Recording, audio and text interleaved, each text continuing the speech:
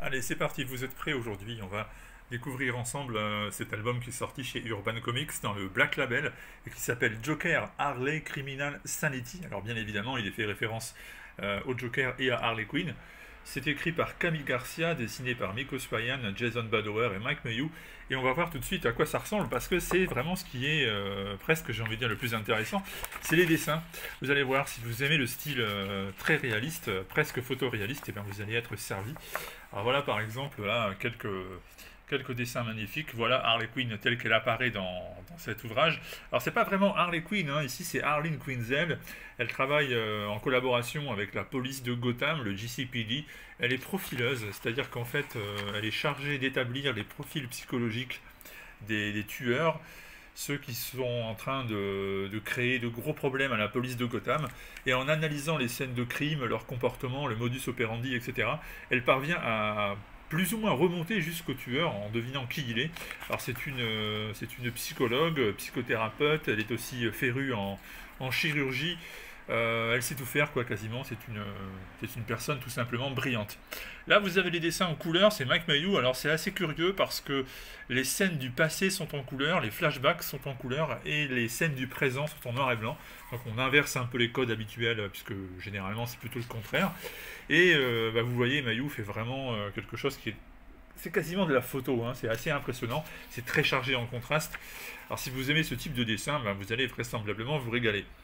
Voilà, donc en fait, cet ouvrage est intéressant parce que il est totalement à l'écart de tout ce qui a déjà été fait sur les deux personnages principaux, c'est-à-dire le Joker et Harley Quinn. Il n'y a pas de relation entre les deux, ils ne sont pas amoureux l'un de l'autre, enfin surtout Harley par rapport au Joker, qui dans les comics n'arrête pas de l'exploiter et finalement la fait souffrir de manière éhontée. Ici, non, c'est juste une traque, la traque organisée par une profileuse, donc par quelqu'un qui travaille avec la police et qui tente de le retrouver. Et ce Joker, en fait, dans l'ouvrage que nous avons entre les mains, il a un nom, il a un prénom, il y a un contexte qui explique pourquoi il devient le Joker. Tout est là, tout est expliqué, donc on est en dehors de toute idée de continuity. C'est quelque chose qui n'a rien à voir avec ce qui a été fait auparavant. Et c'est d'ailleurs pour ça que l'histoire peut être intéressante, parce que justement, on n'a pas ce carcan derrière qui nous oblige à, euh, à suivre une histoire déjà préétablie.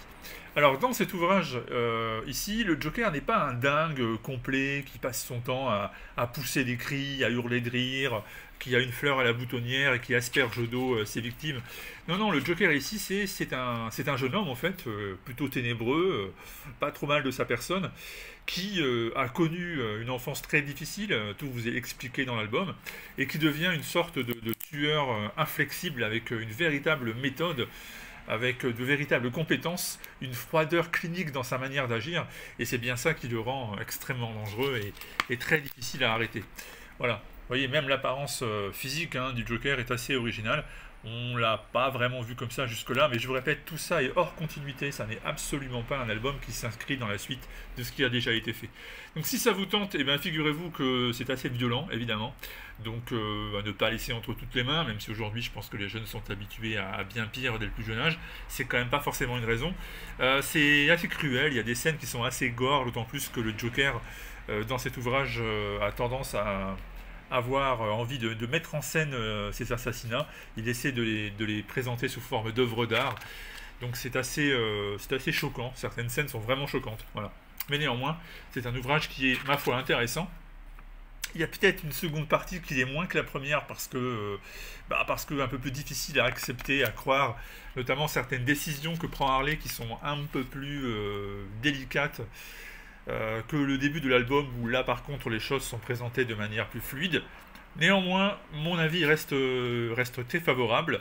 J'aime bien quand on s'éloigne complètement de ce qui a déjà été fait, quand on a la liberté d'écrire des choses nouvelles, quand on se permet des choses qui n'avaient pas été faites jusque-là, et qu'on ne craint rien, puisque de toute manière, ça n'est pas un récit canonique, mais c'est quelque chose à part. Et c'est ça l'avantage du Black Label, ça peut permettre ce type de production.